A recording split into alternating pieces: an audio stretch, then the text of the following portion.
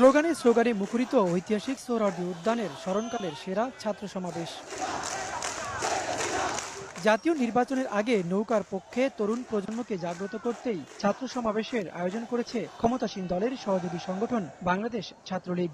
সমাবেশে অংশ নিতে সংগঠনটির ১৩৬টি ইউনিট আলাদা আলাদা পোস্টার, ব্যানার আর রং বেরঙের টুপি পরে জড়ো হন ঢাকা বিশ্ববিদ্যালয় এলাকায়। জানান দেন সাংগঠনিক দক্ষতা আর নিজেদের সক্ষমতার।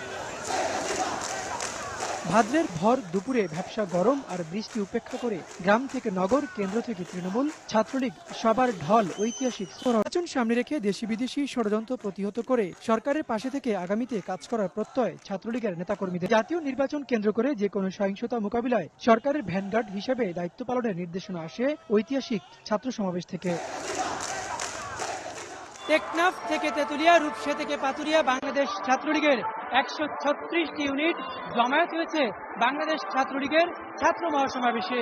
যেই সমাবেশ থেকে প্রধানমন্ত্রী শেখ হাসিনা আগামীতে জাতীয় নির্বাচনে এই ছাত্র সমাবেশ গুরুত্বপূর্ণ ভূমিকা পালন করার পাশাপাশি তৃণমূলে পৌঁছে দিবেন সরকারের গত ১৫ বছরের নানা উন্নয়ন কর্মকাণ্ড।